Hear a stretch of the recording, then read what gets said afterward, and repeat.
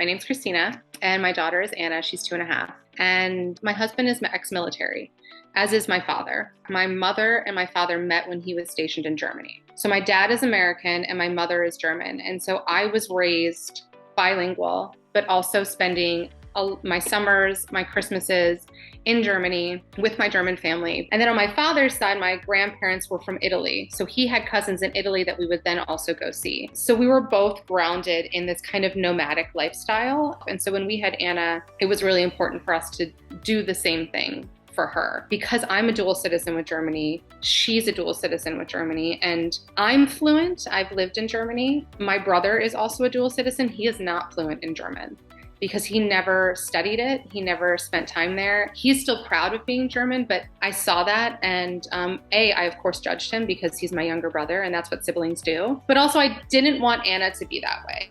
I knew that I benefited from being the firstborn and learning German before I learned English, and then studying it in school and then, living over there. And I knew that if I didn't start her from birth, it was going to be harder for me to build a routine with foreign languages and introducing that to her, and also hard for her.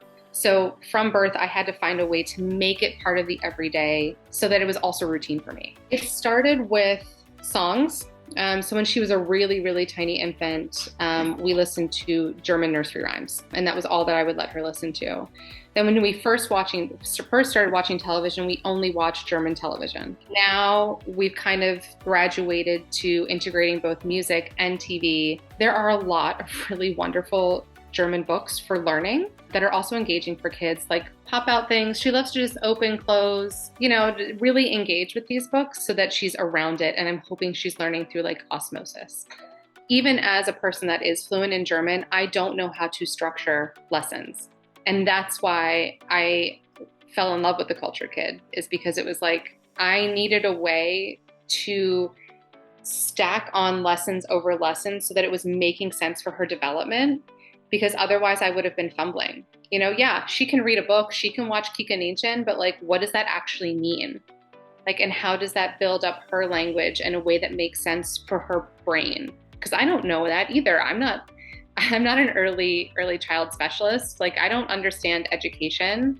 And to have that handed to me is the biggest dream. She's still at that age where she needs me to play with her.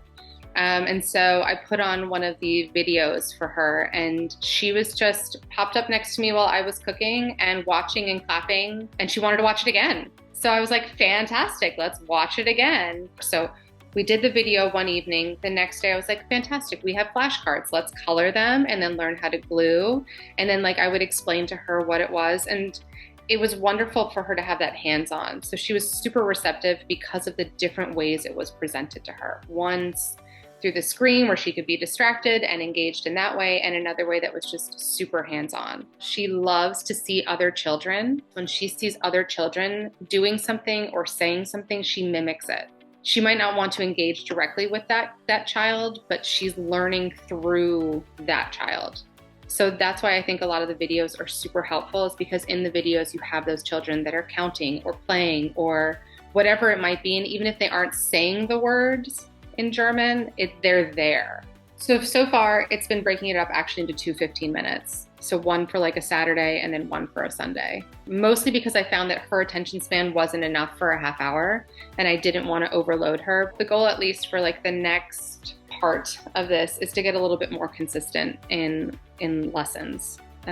We did do them only on weekends, and I think we need to be a little bit more consistent with that. And now that summer travel is over, we're going into fall, we have more nights where it's going to start getting darker. And that's a wonderful opportunity for us to kind of take time away from a television or, whatever else we might be doing, and learn a little bit more at night.